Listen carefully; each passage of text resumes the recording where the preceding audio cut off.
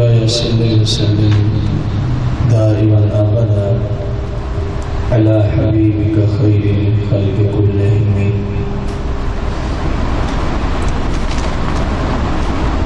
ہماری دورہ صحیح بخاری میں اس عنوان پر بات چل رہی ہے کہ حدیث مبارکہ کو لکھنے کا کام نبی کریم رؤوف الرحیم علیہ السلام کے زمانہ سے شروع ہے، جس پر کل پہلی قسط آپ نے ملاحظہ فرمائی. آج اس کی قسط نمبر 2 ہے. رسول کائنات، فخر موجودات، مالک کون و مکان، سرور دو جہاں صلی اللہ علیہ وآلہ وسلم کے زمانے مقدسہ میں ایک شخص ہیں، صحابی رسول حضرت سیدنا عبداللہ بن عمر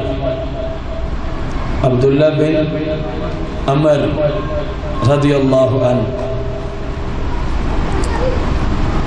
آپ فرماتے ہیں کنت اکتب کل شیء اسمعہ من رسول اللہ صلی اللہ علیہ وسلم. فرمایا کہ میری عادت میں یہ بات شامل تھی، کنت اکتب، میں لکھ لیا کرتا تھا کل شیء اسمعہ من رسول اللہ صلی اللہ علیہ وسلم، جو کچھ بھی میں سرکار سے سنتا میں اس کو لکھ لیتا، جو کچھ بھی سرکار سے سنتا میں اس کو لکھ لیتا. یہ کون کہہ رہے ہیں؟ سیدنا عبداللہ بن عمر، اکیلے عمر نہیں، سیدنا عبداللہ بن عمر، کہ سرکار علیہ السلام جو بھی ارشاد فرماتے ہیں میں اس کو کیا کر لیتا؟ اکتب، میں لکھ لیتا اس کو. کیوں؟ اريد حفظہ، میرا اسے ارادہ ہوتا بھی اچھے طریقے سے یہ حدیث محفوظ ہو جائے. اچھے طریقے سے لکھنے کے ساتھ ظاہر ہے علم محفوظ ہوتا ہے. حضرت سیدنا عبداللہ بن عمر رضی اللہ عنہ فرماتے ہیں تو پس قریش میں سے کچھ لوگوں نے مجھے کہا، خاندان قریش میں سے کچھ لوگوں نے مجھے کہا، وقالوا اتکتب کل شیء تسمعه ورسول اللہ صلی اللہ علیہ وسلم بشر یتکلم فی الغضب والرضا. وہ لوگ مجھے کہنے لگے کہ یار تو عجیب بندہ ہے کہ سرکار صلی اللہ علیہ وسلم جو بھی ارشاد فرماتے ہیں تو لکھ لیتا ہے، جو بھی ارشاد فرماتے ہیں تو آپ اس کو لکھ لیتے ہیں. حالانکہ وَرَسُولُ اللَّهِ بَشَرٌ، حالانکہ رسول اللہ بھی ایک کیا ہے؟ بشر ہیں. ایک کیا ہے؟ بشر ہیں. میں اس پہ کلام کروں گا، بھی حدیث کو چلنے دیں. حالانکہ رسول اللہ بھی کیا ہیں؟ بشر ہیں. یتکلم فی الغضب، ظاہر انسان ہونے کے ناطے کبھی آپ غصے میں کلام فرماتے ہیں، والرضا، اور کبھی رضامندی کی حالت میں، عام حالت میں آپ کی گفتگو ہوتی ہے. تو بشر ہونے کے ناطے سے جب غصے کی گفتگو ہو، کم از کم تو اس کو تو نہ لکھا کر یا سوچ سمجھ لیا کر. جب بھی سرکار بولتے ہیں تو لکھ لیتا ہے، جب بھی سرکار بولتے ہیں اور آپ اس کو کیا کرتے ہیں؟ عبداللہ بن عمر لکھ لیتے ہیں. یوں نہ کیا کرو. فرماتے جب انہوں نے مجھے یہ کہا نا، فَأَمْسَكْتُ عَنِ الْكِتَابِ، تو میں نے لکھنا چھوڑ دیا. میں نے لکھنا ہی، حدیثوں کو میں پہلے لکھتا تھا لیکن اب میں نے لکھنا چھوڑ دیا. پھر خیال میں آیا ہوگا کہ میں نے جو چھوڑ دیا ہے میں اپنے آقا سے پوچھ تو لوں میں نے ٹھیک کیا ہے۔ عبداللہ بن عمر رضی اللہ عنہ فرماتے ہیں فَذَكَرْتُ ذَلِكَ إِلَىٰ رَسُولِ اللَّهِ صلی اللہ علیہ وسلم، تو میں نے یہ ساری بات سرکار کی بارگاہ میں عرض کی، یا رسول اللہ کچھ لوگ مجھے کہتے ہیں آپ جب بھی کوئی ارشاد فرماتے ہیں میں اس کو لکھ لیتا ہوں، لیکن کچھ لوگوں نے مجھے کہا ہے کہ آپ بھی کیا ہیں، بشر ہیں، کبھی غصے میں تو کبھی رضا میں، کبھی کس حالت میں کبھی کس حالت میں، تو ہر بات کو لکھا نہ کر۔ یا رسول اللہ میں نے لکھنا چھوڑ دیا، اب آپ سے پوچھ رہا ہوں، عرض کر رہا ہوں، سوال کر رہا ہوں، میں نے ٹھیک کیا؟ ان کی بات مان کے آپ کی گفتگو کو لکھنا چھوڑ دوں، یا آپ کا حکم کیا ہے کہ میں دوبارہ لکھنا شروع کر دوں؟ اب سننا حدیث کا جملے، فَأَوْمَأَ، سرکار علیہ الصلوٰۃ والتسلیم نے اپنی مبارک انگل سے اپنے مبارک طیب طاہر اپنے منہ مبارک کی طرف یوں اشارہ فرمایا۔ سرکار نے کیا فرمایا؟ یوں فَأَوْمَأَ، اشارہ کیا سرکار علیہ السلام نے۔ کیا کیا؟ آپ علیہ السلام نے انگل مبارک سے اشارہ کیا اپنے منہ مبارک کی طرف، پھر فرمایا فقال، سرکار نے فرمایا اکتب، اے عبداللہ بن عمر میں جو کچھ بھی کہوں نا اکتب، اس کو لکھ لیا کر، اکتب، اس کو کیا کیا کر؟ لکھ لیا کر۔ وجہ بھی سننا، انہوں نے کہا نہ لکھا کر، کیونکہ وَرَسُولُ اللَّهِ بَشَرٌ، وَرَسُولُ اللَّهِ، انہوں نے کہا کبھی غصے کی حالت میں، کبھی کس حالت میں، کبھی کس حالت میں، نہ لکھا کر۔ اور سرکار نے فرمایا اکتب، اے میرے غلام لکھ لیا کر۔ اب غور کرنا ہے، فَوَالَّذِي نَفْسِي بِيَدِهِ مَا يَخْرُجُ مِنْهُ إِلَّا حَقٌّ، فرمایا مجھے اللہ کی قسم ہے جس کے قبضہ قدرت میں میری کیا ہے؟ جان ہے۔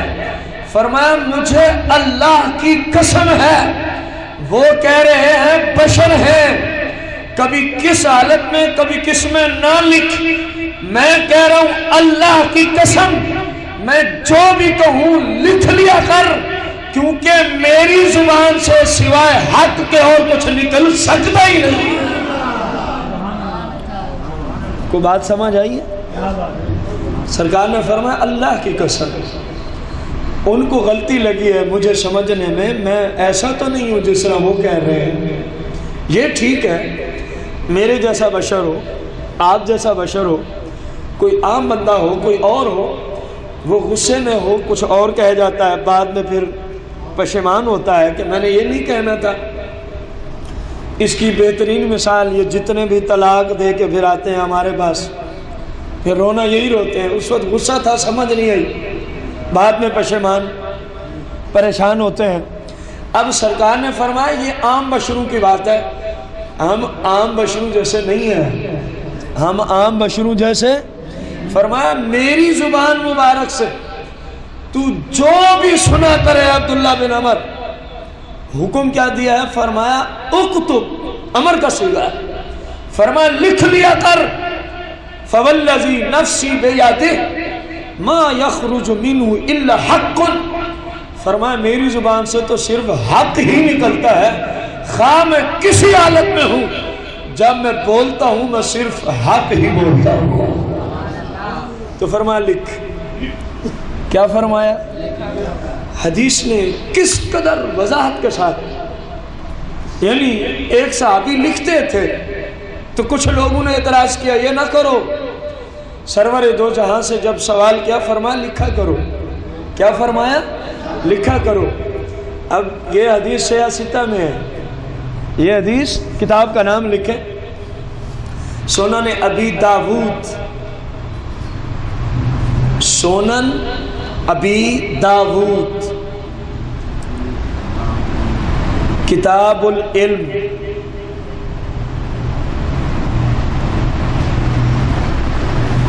سنن ابی داود کتاب العلم، کتاب العلم، حدیث کا نمبر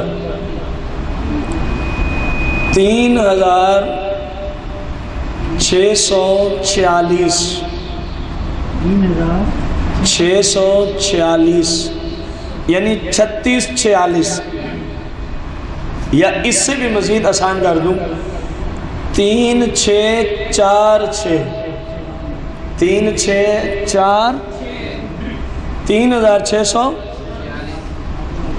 ہمارے پاس جو کتاب ہے الکتب الستہ میں سنن ابی داؤد، اس کا صفحہ ہے 1493، 1493۔ اب غور کریں کس قدر اظہر من الشمس اس حدیث مبارکہ نے بتایا کہ سرور دو جہاں علیہ الصلوۃ والسلام کے زمانے مقدسہ میں صحابہ کرام علیہم رضوان احادیث مبارکہ کو کیا کیا کرتے تھے؟ لکھ لیا کرتے تھے، اور اگر کسی کا اعتراض ہوا تو سرور دو جہاں علیہ الصلوۃ والسلام سے جب پوچھا گیا تو آپ علیہ الصلوۃ والسلام نے فرمایا ان کو چھوڑو، بس میں جو بھی کہوں لکھ لیا کرو، میں جو بھی کہوں اس کو، کیونکہ میری زبان سے حق کے سوا کوئی چیز نکل سکتی ہی۔ اس حدیث سے ویسے مسائل تو کئی ہیں، ایک مسئلہ عرض کر دوں جس پہ بہت سارے لوگ یہ مسئلہ پوچھتے ہیں، اس لیے میں آپ کو عرض کرنے لگا۔ کسی کو کوئی کہے نا کہ چلو اس بات پہ قسم اٹھا، چلو اس بات پہ، اب ہمارے ہاں لوگ اگر وہ سچ بھی ہو تو ڈر رہے ہوتے ہیں۔ مثلا مجھے کوئی کہے کہ آج آپ نے مغرب کی نماز جماعت کے ساتھ پڑھائی، یعنی خود پڑھائی یا پڑھی، سادہ لفظوں میں، تو اب میں کہوں جی میں نے پڑھائی ہے، میں کیا کہوں میں نے، اس کو اعتبار نہیں آ رہا، کہہ رہے چلیں جی آپ اس پہ قسم اٹھائیں۔ اب ہمارے ہاں لوگ نا اس بات سے ڈرنا شروع کر دیتے ہیں، حالانکہ حق اور سچ پہ قسم اٹھانے سے ڈرنا نہیں چاہیے۔ اب مجھے کہہ دینا چاہیے اللہ کی قسم میں نے آج مغرب کی نماز پڑھائی ہے، اسی حدیث سے دیکھو نا، جب سرکار علیہ السلام سے عرض کی یا رسول اللہ لوگ کہتے ہیں کہ نہ لکھا کروں، فرمایا اکتب، لکھا کر، فوالذی، کس کی قسم اٹھائی؟ اللہ کی۔ فرمایا جس کے قبضہ قدرت میں میری جان ہے، مجھے اس ذات کی قسم ہے، مجھے اس ذات کی قسم ہے، لکھ لیا کر، میری زبان سے فقط حق ہی نکلتا ہے، کیونکہ بات صحیح تھی، اس پہ سرکار نے قسم اٹھا ڈالی، حالانکہ سائل نے قسم کا تقاضا ہی نہیں کیا، سائل نے قسم کا تقاضا ہی نہیں کیا۔ تو آپ کا اس بات پہ قسم اٹھانا اس بات کی دلیل ہے کہ اگر حق اور سچ پہ کہیں قسم دینی پڑے تو گھبرانے کی ضرورت ہے۔ ہاں اگر کبھی جھوٹ پہ قسم دینی پڑے تو پھر پوری دنیا کو چھوڑنا پڑے تو چھوڑ دینا، لیکن جھوٹی قسم مت اٹھانا، جھوٹی قسم۔ اور یہ مسئلہ بھی یاد رہے کہ قسم صرف اللہ کی ذات کی ہوتی ہے، مجھے تیرے باپ کی قسم ہے، تیری ماں کی قسم ہے، تجھے اپنی فلاں کی قسم ہے، غیر اللہ کی قسم اٹھانا اشد ترین گناہ ہے رسول اللہ کی شریعت میں۔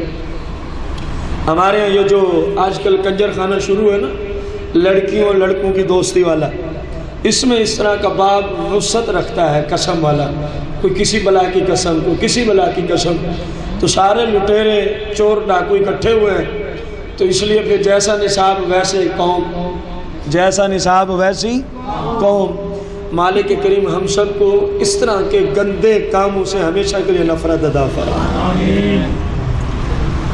رسول کائنات فخر موجودات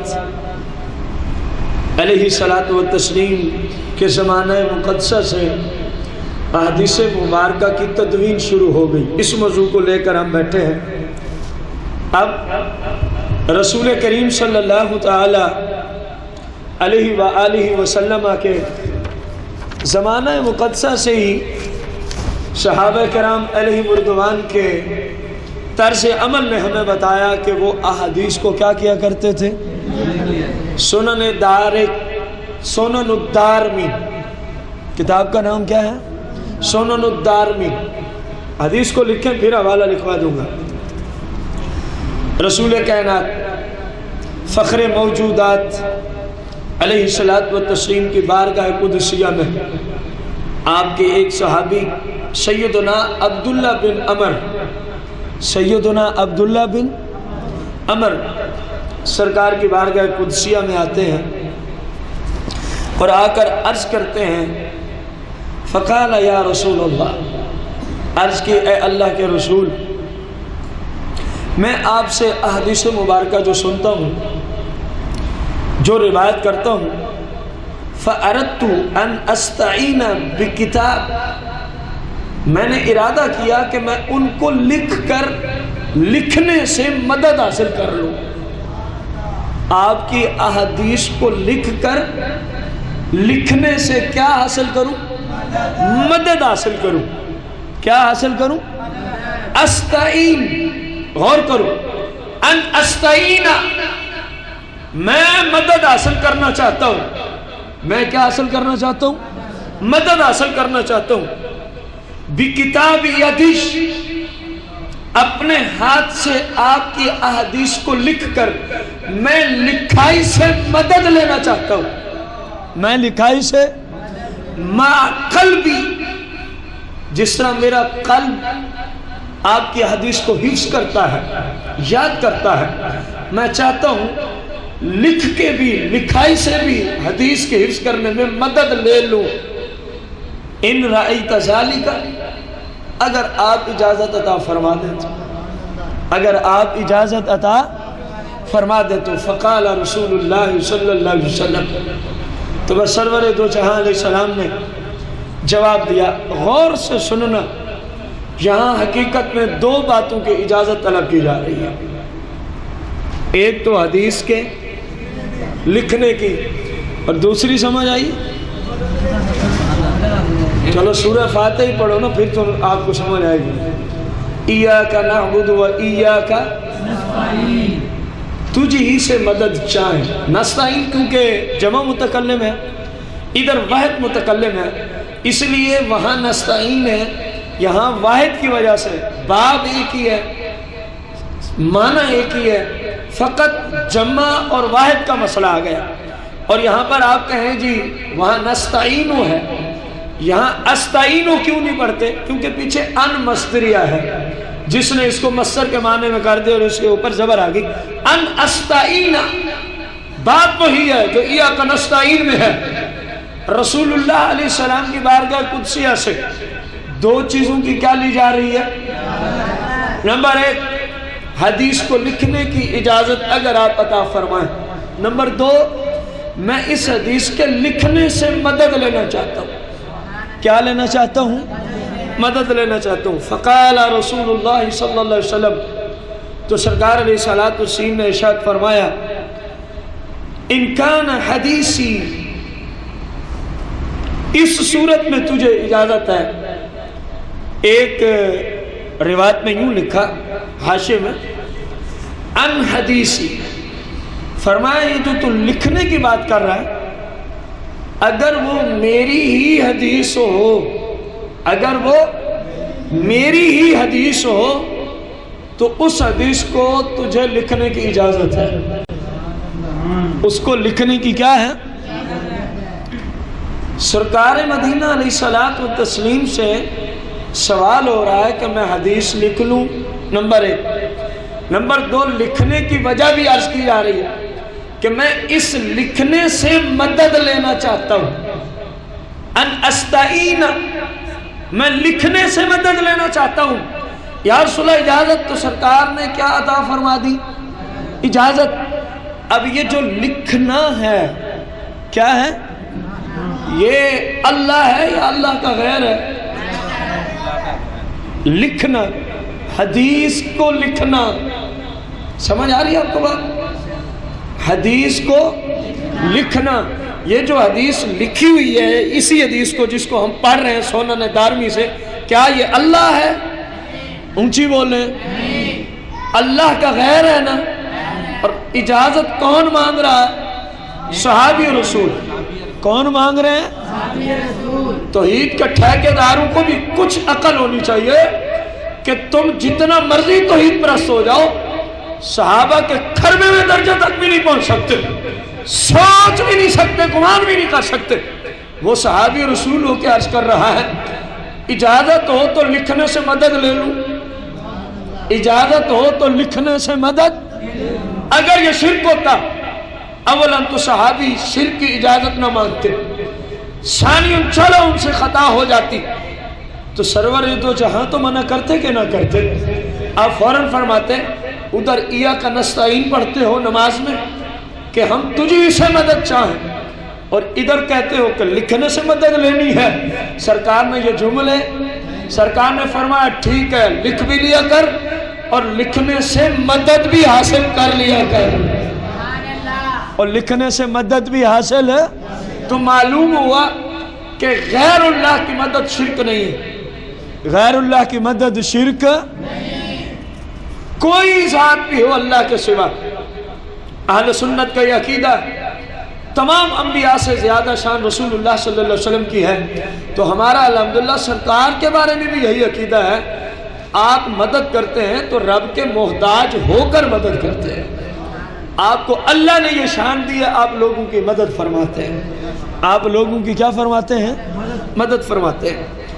اب اس کا حوالہ نکلا، کتاب کا نام ہے سونن، سین نون اور نون، سونن الدارمی، لکھنا آئے گا؟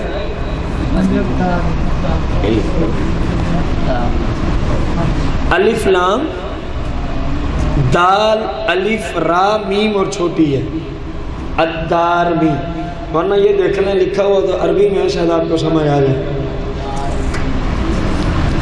اندر شاید کچھ آسانی ہے، اس کو دیکھ لیں جس کو لکھنا نہیں آتا۔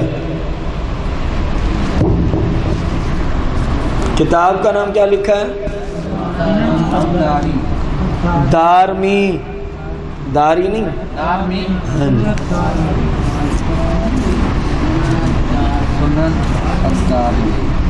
صفحہ نمبر 144،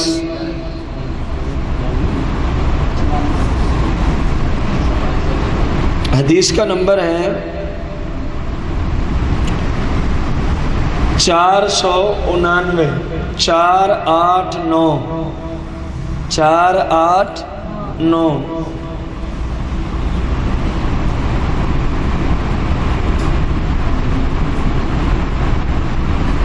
لکھ لی ہے؟ مکتبہ بھی لکھ لیں، دار المعارفہ بیروت لبنان، جس کو آئے وہ لکھ لیں، جس کو نہیں آتا رہنے دیں۔ دار المعارفہ بیروت لبنان، بیروت لبنان۔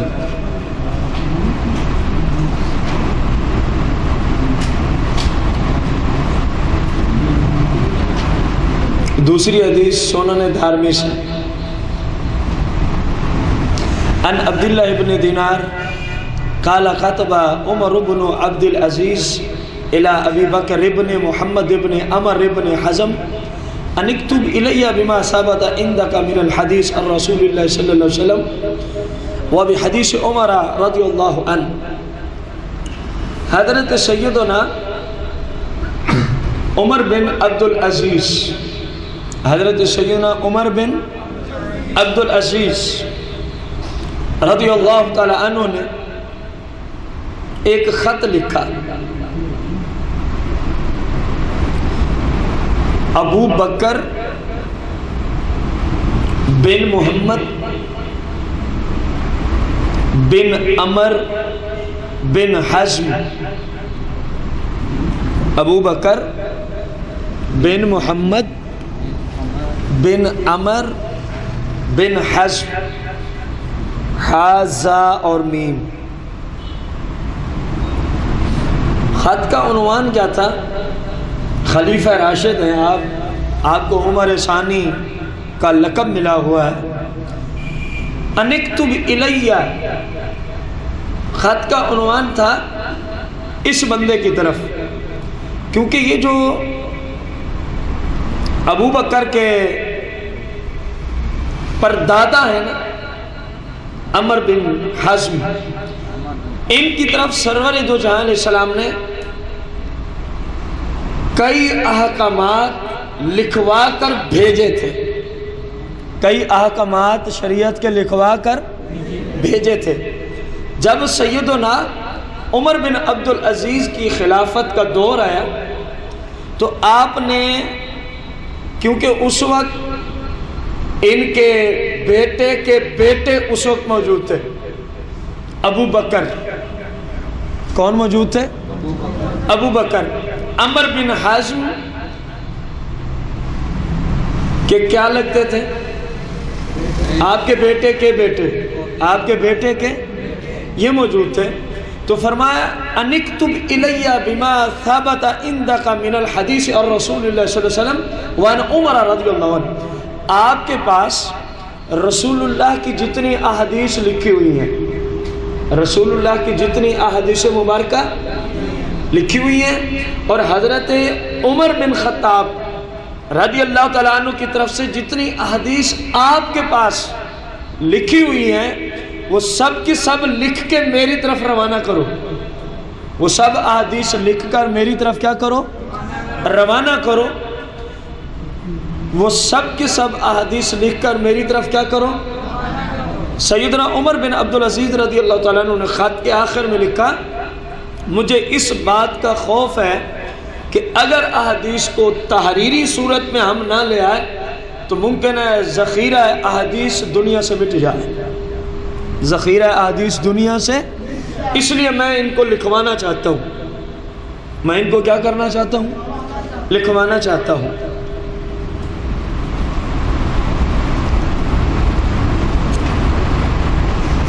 صفحہ نمبر 145، کتاب وہی ہے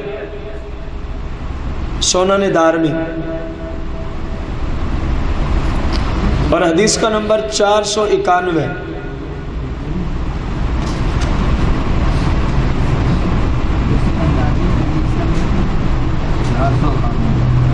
چار نو ایک 491۔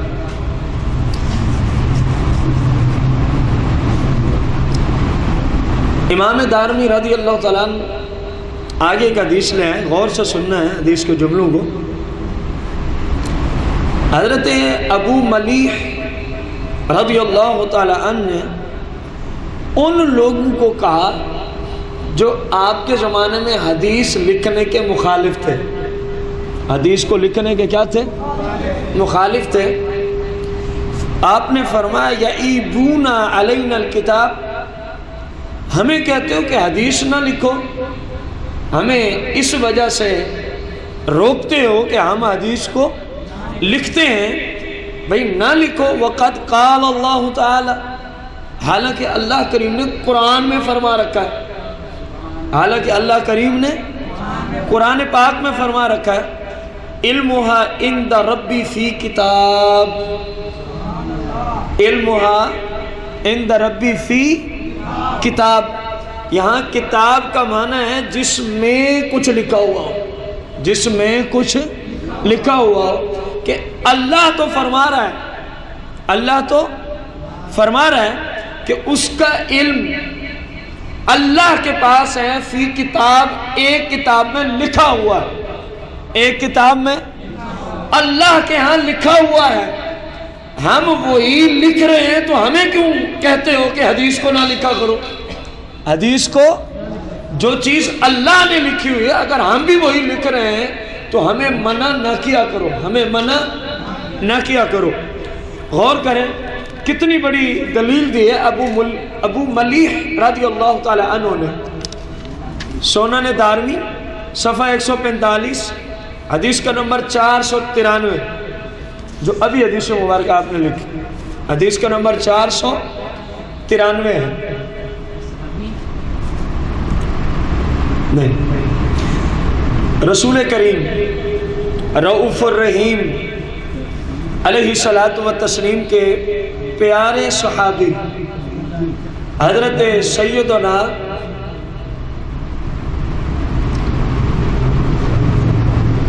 عبداللہ بن انس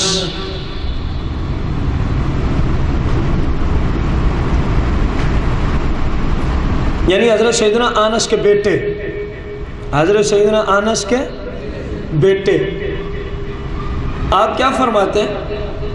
ان انسا کان یقول لبنی، حضرت سیدنا انس رضی اللہ تعالیٰ عنہ اپنے بیٹوں کو ارشاد فرمایا کرتے تھے، اپنے بیٹوں کو ارشاد فرمایا کرتے تھے، کیا ارشاد فرمایا کرتے تھے؟ کہ جو علم تمہیں ملتا ہے نا، جو احادیث تم تک پہنچتی ہے نا، ان کو لکھ کے محفوظ کر لیا کرو، ان کو لکھ کے کیا کر لیا کرو؟ محفوظ۔ یہ کون سی مقدس ہستی ارشاد فرما رہی ہیں؟ سرکار کے مقدس صحابی، صحابہ کو بڑے بڑے شرف ملے ہیں، لیکن اس صحابی کو ایک خاص قسم کا شرف نصیب ہے۔ 10 سال، کتنا عرصہ؟ ان کی والدہ ماجدہ سرکار کی بارگاہ میں لے کے آئی نا، یا رسول اللہ یہ حضرت انس میرا بیٹا ہے، اپنی خدمت کے لیے قبول فرما لیں، اپنی خدمت کے لیے۔ سرکار دو جہاں علیہ السلام کی بارگاہ میں اتنی عرض کرنے کے ساتھ ساتھ عرض کی کہ ان کے لیے دعا بھی فرما دیں، ان کے لیے دعائے برکت بھی فرما دیں۔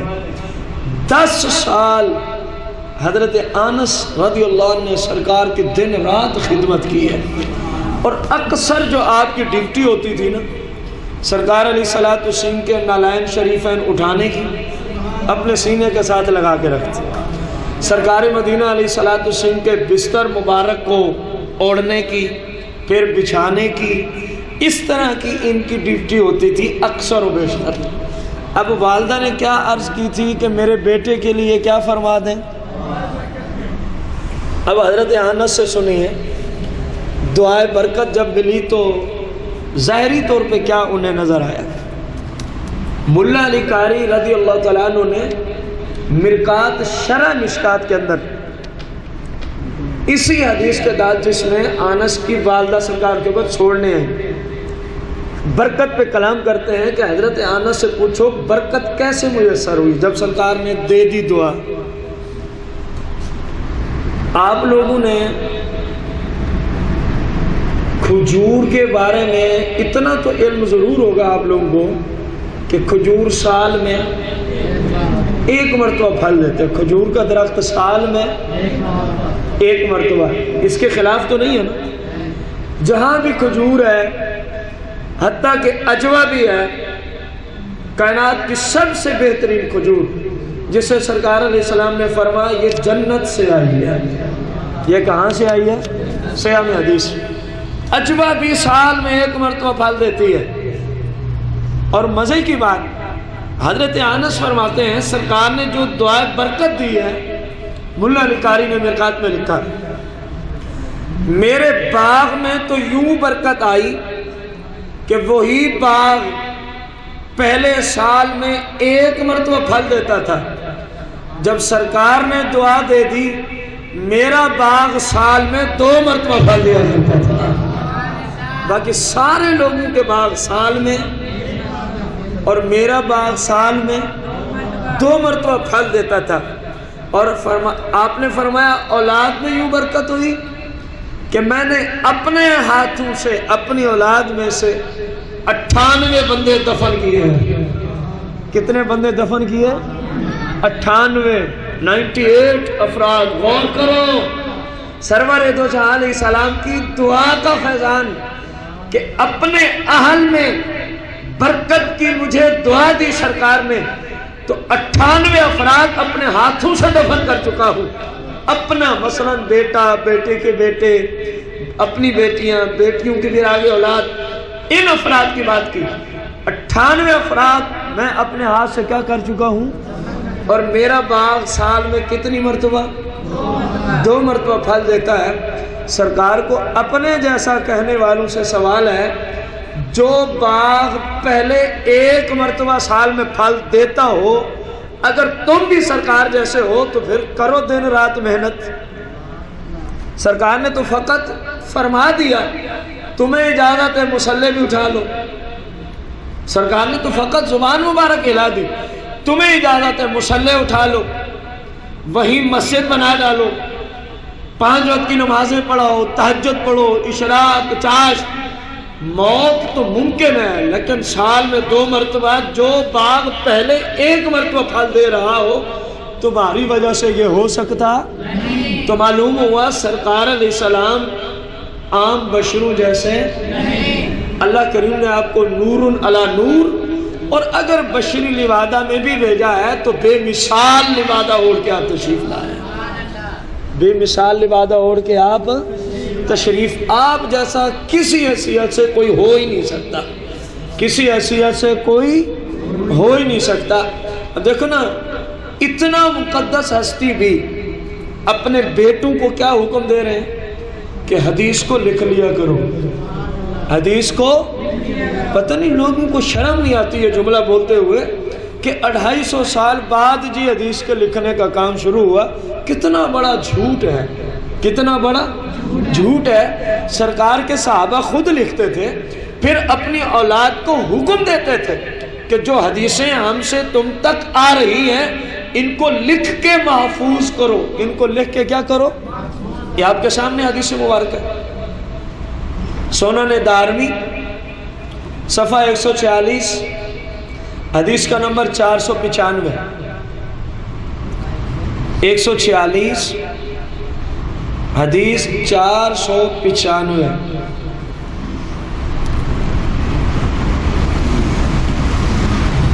اگلی حدیث کو ذرا توجہ سے سماعت فرمائیے گا۔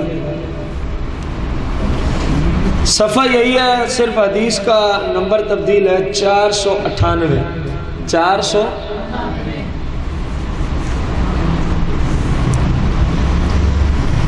حضرت بشیر بن نحیق رضی اللہ تعالی عنہ قال كنت اكتب ما اسمع من ابی ہریرہ، آپ فرماتے ہیں کہ میں ابو ہریرہ سے احادیث کا علم لینے جایا کرتا تھا۔ ابو ہریرہ سے کیا؟ احادیث کا علم لینے جایا کرتا تھا۔ فلما اردت ان افارقہ، اور جب میں آپ کی کلاس سے اٹھ کے جانے کا کیا کرتا؟ ارادہ کرتا، تو اس وقت میں کیا کرتا؟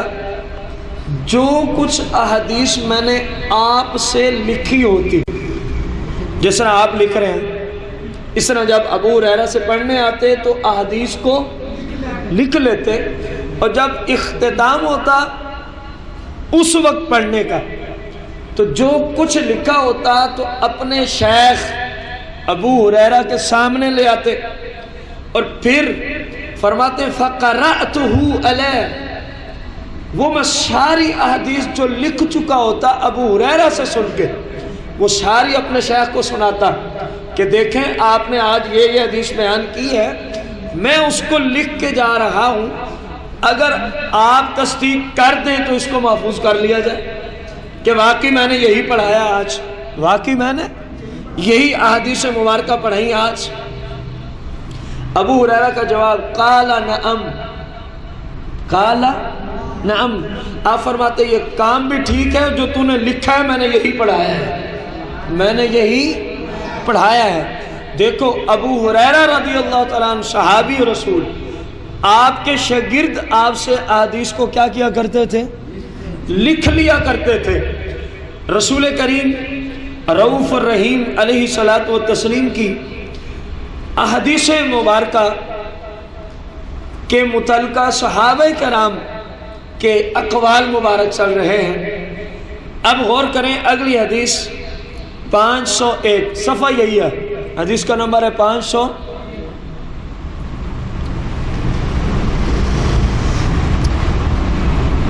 حضرت عمر بن ابو سفیان، عمر بن ابو سفیان کہتے ہیں انہ سامع عمر بن الخطاب، یہ کہتے ہیں کہ میں نے سیدنا فاروق اعظم عمر بن خطاب سے خود سنا، عمر بن خطاب سے خود سنا، یقول، کیا سنا؟ سیدنا فاروق اعظم شہنشاہ عدالت فرما رہے تھے قید العلم بالکتاب، جو کچھ علم لیتے ہو نا اس کو لکھ کے محفوظ کر لیا کرو، اس کو لکھ کے کیا کر لیا کرو۔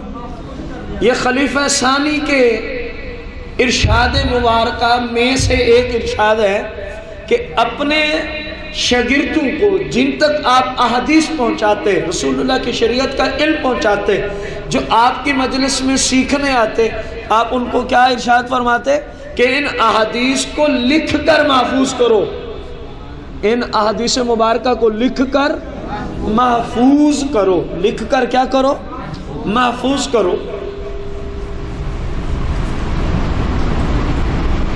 صفحہ نمبر 147۔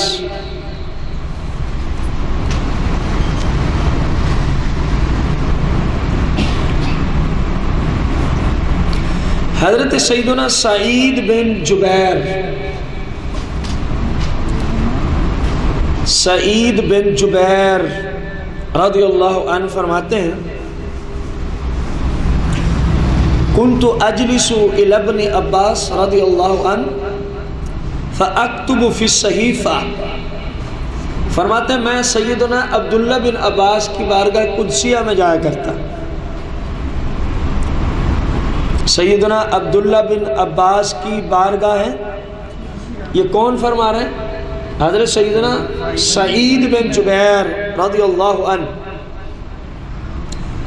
اور کن کی مجلس میں جاتے؟ یہ صحابہ کے بھی مفتی ہیں، سیدنا عبداللہ بن عباس صحابہ کے بھی کیا ہیں؟ مفتی ہیں، اور انہیں علم نبی کریم صلی اللہ علیہ وسلم نے ہی عطا فرمایا تھا۔ سیدنا عبداللہ بن عباس ہوا کچھ یوں، ایک دن نبی کریم صلی اللہ علیہ وسلم وضو کا ارادہ فرمایا تو برتن میں وضو کے لیے پانی پہلے سے موجود، سرکار علیہ السلام نے پوچھا یہ پانی کون لایا ہے؟ سیدنا عبداللہ بن عباس نے عرض کیا رسول اللہ میں لے آیا ہوں، میں نے سوچا شاید ضرورت پڑے تو میں نے پہلے پانی موجود کر کے رکھ دیا۔ تو سرکار علیہ السلام نا ان کے اس کام سے خوش ہوئے، اس کام سے، اور اللہ کی بارگاہ میں عرض کی اللہم علمہ الکتاب، یا اللہ عبداللہ بن عباس کو قرآن کا علم عطا فرما دے، اللہم علمہ الکتاب، قرآن کا کیا دے دے؟ علم عطا فرما دے۔ اب غور کریں، سرکار علیہ السلام کے لیے پانی لے کر آئے وضو کے لیے، تو سرکار خوشی ہوئے تو قرآن کا علم عطا فرما دیا، قرآن کا کیا عطا فرما دیا؟ تفصیل کا وقت نہیں کہ پھر آپ نے بھی کچھ کہا کہ مجھے کتنا علم ملا، مجھے آپ کی دعا کی برکت سے کتنا کچھ علم قرآن کی روشنی میں ہے۔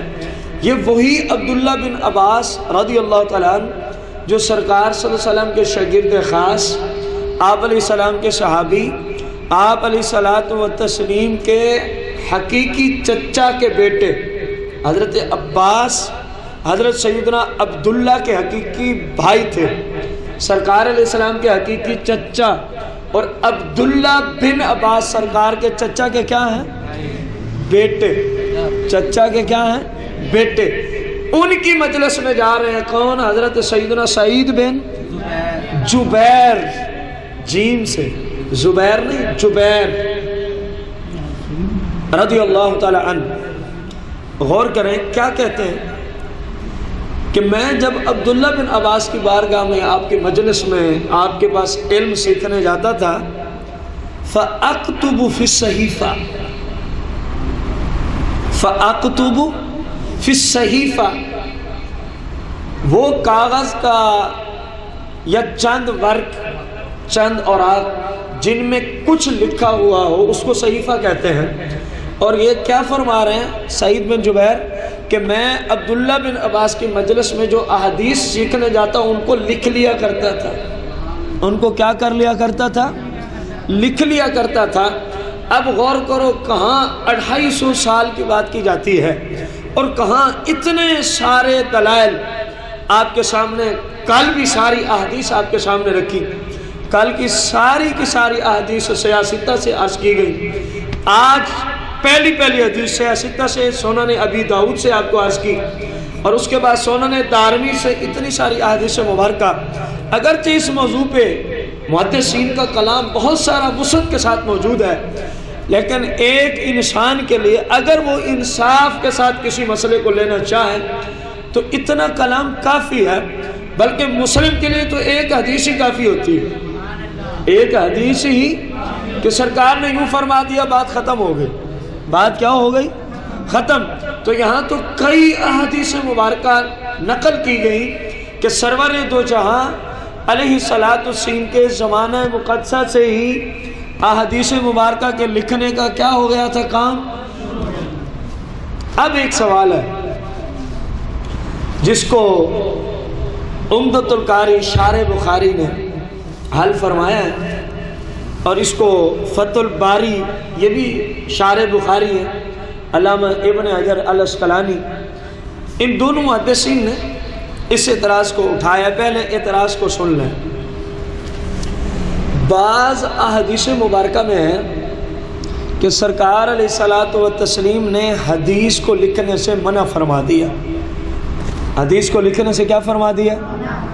بعض احادیث میں یہ کلمات موجود ہیں، صحیح احادیث میں فرمایا احادیث نہ لکھا کرو، اور جن میں اجازت ہے وہ کل بھی آپ نے سنی، آج بھی آپ نے۔ اب محقق نے علامہ بدر الدین عینی رضی اللہ تعالی عنہ نے ان دونوں احادیث کو نقل فرمایا کہ ایک طرف ہے نہ لکھو، ایک طرف کثیر احادیث ہیں کہ لکھ لو۔ کیا فرمایا؟ لکھ لو۔ تو آخر اس کی کیا وجہ ہے؟ تعارض کیوں آ رہا ہے؟ ایک ہی کام کی ایک طرف اجازت ہے، ایک ہی کام کی دوسری جانب ممانعت ہے۔ اب اس کا جو جواب دیا غور سے سننا۔ فرمایا کہ یہ سرکار علیہ الصلاۃ والتسلیم نے اس وقت یعنی ایک خاص ٹائم پہ لکھنے کو منع فرمایا تھا۔ وہ کون سا وقت؟ جب قرآن کا نزول ہو رہا ہو، جب قرآن پاک کا نزول یعنی قرآن نازل ہو رہا ہو، اور اسی قرآن کے نزول کے مفہوم کے ساتھ ملتی ہوئی کوئی حدیث بھی ذکر کی جائے تو شارح بخاری نے لکھا، سرکار نے فرمایا اب حدیث نہ لکھنا، اب صرف قرآن لکھنا، کہیں مکس نہ ہو جائے، بعد میں لوگ یہ نہ سمجھتے رہے یہ بھی قرآن ہے، یہ بھی کیا ہے۔ ایک جواب تو یہ ہے کہ جہاں ممانعت ہے اس حیثیت سے ہے کہ کہیں احادیث اور قرآن، کیونکہ اتنا زیادہ الگ الگ لکھنے کا نظام تو تھا نہیں، کوئی چیز کہاں لکھی ہوئی ہے، کوئی کہاں لکھی ہوئی ہے اور کوئی کہاں لکھی ہوئی ہے، کوئی کسی درخت کے پتے پہ ہے، کوئی کسی درخت پہ لکھی ہوئی آیت، کوئی کسی ورق پہ لکھی ہوئی ہے، اس انداز سے لکھا جاتا تھا قرآن مجید فرقان حمید۔ تو پہلا جواب انہوں نے دیا کہ اس وجہ سے سرکار نے ایک خاص ٹائم کی حیثیت سے نسبت کرتے ہوئے روک دیا تھا، مطلق نہیں روکا تھا۔ جبکہ ایک اور جو جواب دیا جو ہر بندے کی سمجھ میں آئے گا، فتح الباری نے بھی لکھا، عمدۃ القاری والے نے بھی لکھا کہ جن احادیث میں ہے کہ نہ لکھا کرو، تاریخ کے اعتبار سے یہ پہلے کی حدیثیں ہیں، یہ حدیثیں، اور جن میں ہے احادیث کو لکھو، احادیث کو تاریخی پس منظر میں یہ بعد کی احادیث مبارکہ ہیں، یہ بعد کی احادیث مبارکہ ہیں۔ تو اب یہ بعد والی احادیث مبارکہ نے پہلے والے حکم کو منسوخ کر دیا، یعنی ختم کر دیا۔ کیا کر دیا؟ اس کی مثال یوں سمجھیں، ابتداء اسلام میں جب کسی شوہر کا انتقال ہونے کے قریب وقت آتا، یہ قرآن میں سورہ بقرہ میں موجود ہے، تو اس پہ فرض تھا اپنے گھر والوں کو وصیت کرے کہ میری بیوی 1 سال تک میرے گھر میں رہے گی، اس کو نان و نفقہ بھی دینا۔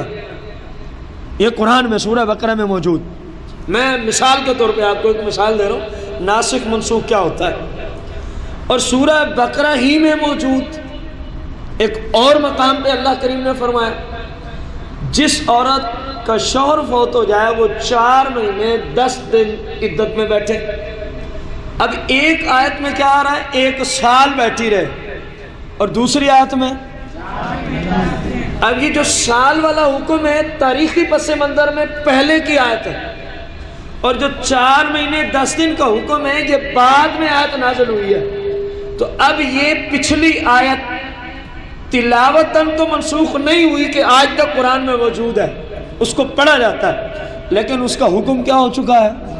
منسوخ۔ اب 1 سال کوئی بھی خاتون عدت میں نہیں بیٹھے گی، بلکہ عدت میں 4 مہینے، اور جس خاتون کا شوہر کیا ہو گیا؟ فوت ہو گیا، اس 4 مہینے 10 دن والی تاریخ، کیونکہ یہ آیت بعد میں نازل ہوئی، اس نے پہلے والی آیت کے حکم کو کیا کر دیا؟ ختم کر دیا، منسوخ کر دیا۔ بین یہی صورتحال ہے۔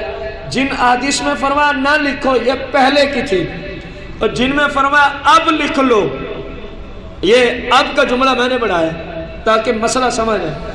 فرمایا لکھ لو تو مطلب کیا؟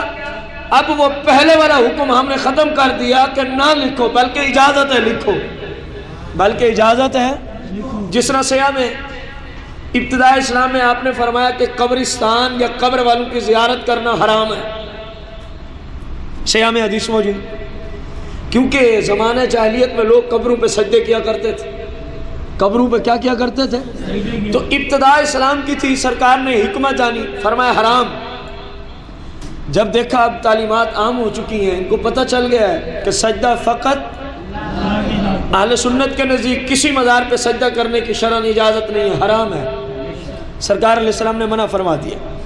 پھر سرکار نے فرمایا میں نے تمہیں پہلے روکا تھا کہ قبروں کی زیارت کو نہ جانا، لیکن اب اجازت دیتا ہوں، فازوروہا، اب جایا کرو، اب قبر والوں کی زیارت کے لیے جایا کرو۔ اب پہلا حکم منسوخ اور دوسرا ناسخ۔ ایک اور مثال، ابتدائی اسلام میں 2 نمازیں تھیں، کتنی تھی؟ اعلیٰ حضرت نے رضویہ شریف میں لکھا کتنی نمازیں تھیں؟ جب سرکار معراج کی رات تشریف لے گئے تو مالک نے 5 فرض کی، یعنی 50 سے 5 فرض کی۔ تو اب کوئی بھی مسلمان 2 نمازیں، وہ حکم منسوخ اور 5 والا ناسخ۔ مینوان یہی جملہ لکھا علامہ بدر الدین عینی نے عمدۃ القاری، کتاب کا نام ہے عمدۃ القاری، جلد نمبر 2 صفحہ نمبر 251، صفحہ نمبر 200، یہ بخاری شریف کی شرح ہے عربی زبان میں۔ اس طرح کی 25 جلدیں ہیں اس کی، اس طرح کی ایک بخاری کی شرح کی،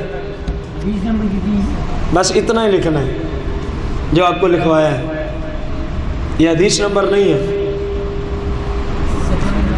صفحہ نمبر 251، 251۔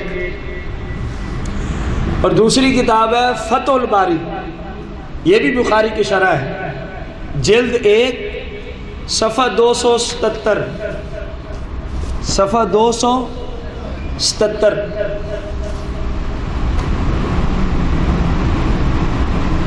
فتح الباری کی جلد کیا ہے اور صفحہ؟ یہ دوسرا جواب آپ نے یاد کرنا ہے۔ پہلا کسی کو نام بھی ہے تو اس کی کوئی پرواہ نہیں ہوگی جب آپ کا ٹیسٹ ہوگا، دوسرا جواب دینا لازم ہوگا سوال کے جواب کے درست ہونے کے لیے، کہ پہلے والی حدیثیں جن میں آیا نہ لکھو وہ منسوخ ہیں، جن میں آیا لکھو یہ ان کے لیے ناسخ ہیں۔ اس کو سادہ جملوں میں بھی آپ ڈال سکتے ہیں کہ نہ لکھنے کا حکم پہلے تھا، پھر سرکار نے اجازت دی، اب لکھنے کی اجازت ہے۔ اتنا جواب بھی ہوا تو سوال کا جواب درست مانا جائے۔ اللہ کریم ہم سب کو نبی کریم علیہ السلام کی احادیث مبارکہ، شریعت مبارکہ کا صحیح معنوں میں علم اور فہم حاصل کرنے کی، پھر عمل کرنے کی توفیق عظیمہ عطا فرمائے۔ آمین بجاہ نبی الکریم علیہ الصلوۃ والتسلیم۔ اللہم صلی علی سیدنا و مولانا محمد کما تحب و ترضی۔ یا اللہ یا رحمان یا رحیم یا ارحم الراحمین، یا ارحم الراحمین یا ارحم الراحمین۔ اللہم ربنا تقبل منا انک انت السمیع العلیم وتب علينا إنك أنت التواب الرحيم. اللهم ربنا زدنا علما نافعا من القرآن والحديث. وصلى الله تعالى على خير خلق محمد وعلى آله وصحبه وسلم.